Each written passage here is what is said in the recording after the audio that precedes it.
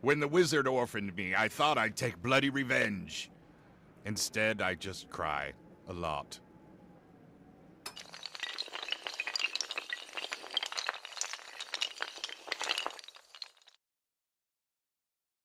Within the same single hour of playing Tiny Tina's Assault on Dragon Keep, I was fighting the game's first boss, a midget skeleton called Mr. Bony Pants Guy, and finishing a quest line that offered insightful commentary on the exclusionary nature of nerd culture. It takes a special sort of writing and creativity to facilitate that kind of on-the-fly tone switching. But the fourth and possibly final DLC add-on for Borderlands 2 does it regularly and effortlessly. Like the name suggests, this is Tiny Tina's show, and she puts her stamp on it early by introducing you and the other Vault Hunters to Bunkers and Badasses, the tabletop role-playing game of choice for all nerds over Pandora. Roll for initiative, suckers, and just like that our interpreted pack of monster-slaying heroes are playing parts that should be painfully familiar to anyone who's ever tried to get a group of friends together for a Dungeons and Dragons session. This sort of a playful setup is a key part of Assault's charm, as well as its effectiveness when things take a turn for the sombre. Without spoiling the brilliant storyline, let's just say that Tiny Tina finally gets to be more than just an amusing side character, and this campaign she's cooked up just as much about coping with loss as it is about fire-breathing dragons and dwarven farts. The game takes place using Tina's wandering imagination, so things can change in an instant. The interaction with Tina and the other former Vault Hunters, Lilith, Brick and Mordecai, make for some hilarious commentary whilst playing the game, because their arguments and criticisms of Tina as Dungeon Master often lead to new paths, enemies and weapons spawning in front of your very eyes. One such change sees you attempting to solve a dwarven Rubik's puzzle, until, predictably, Brick gets bored and tells you to punch it until it explodes, although he ultimately regrets his philosophy of punching everything at the end of the game. Borderlands 2 has always been a constant parade of pop culture jokes, and boy do they come thick and fast here. From Lord of the Rings to Game of Thrones, Dark Souls to Doctor Who, and basically every MMORPG ever made are parodied in this magical and nonsensical land.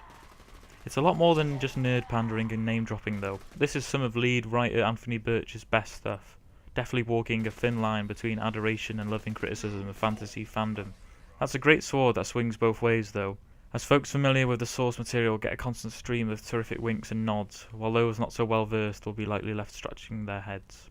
But even if the humour had been lost on me, which it wasn't, the diverse set of enemies and locales on offer would have been more than worth the price of admission. If not familiar gameplay and characters, being forgiven for thinking Assault on Dragon's Keep was a completely new game.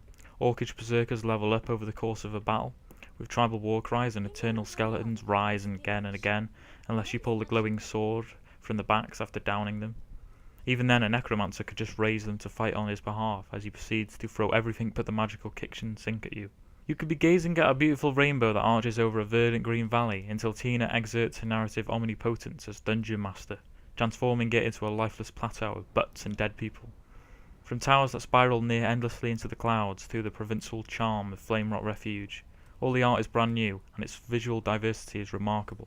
But don't worry, this is the same Borderlands 2 you've come to love and know. And yes, there are more guns, more explosions, and more of the most electrifying man in combat entertainment, that is Mr. Torg, who reprises his role as the eponymous badass. But this time he finally appears in the flesh, and it is revealed that Mr. Torg is actually his first name and Flexington as his last. He also admits to being an avid lover of sci-fi, fantasy, unicorns, and even breaks down in sobs when he is not allowed to play it first. That aforementioned side quest is one of my favourite in all of Borderlands, and like most of the other quests in this DLC, reveals a new insight into one of Pandora's best characters. The many new enemy types range from feisty bipolar pixies who can be caught to aid your fight, to a whole legion of knights and squires taken straight out of Dark Souls, that add fresh variables to the equation.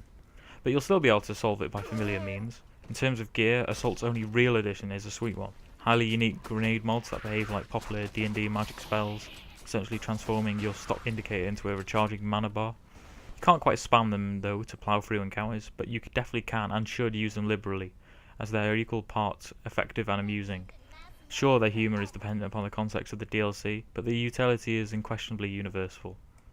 As much of a blast as the new grenade mods are though, they're pretty much the only channelable reward you get from Dragon's Keep. The final two bosses do shower the battlefield with loot, but it's almost all gold, iridium and ammo, with just a handful of mediocre weapons, which I found a tad underwhelming. Sure, there are new raid bosses, and completing the DLC gives you an access to a very special vendor, who accepts iridium in exchange for random loot in a quite hilarious fashion. But ultimately, the real reward for taking up this epic quest is the fun of playing through it. My verdict for Assault on Dragon's Keep is a fantastical 9 out of 10, because like Mr. Torg's campaign of Carnage, Tiny Tina's Assault on Dragon Keep is an example of how downloadable content can match and in some ways surpass the quality of the original release. With 8 to 10 hours of brand new enemies and locations that have been built from the ground up to like nothing else in Borderlands, it offers a great value, especially to those who can appreciate the cavalcade of nerd cultures it makes. Sure, the loot rewards are a bit light, which may annoy some hardcore fans, but the chance to give a virtual King Joffrey a proper smack in the face is good enough reason for this to be awarded the DLC of the year already. So yes, you should definitely buy this DLC right away. It's certainly the best Borderlands has to offer. That is until Craptrap says something stupid and ruins everything. The sorcerer stabbed my girlfriend through the chest. It's kind of a bummer. She had a beautiful chest.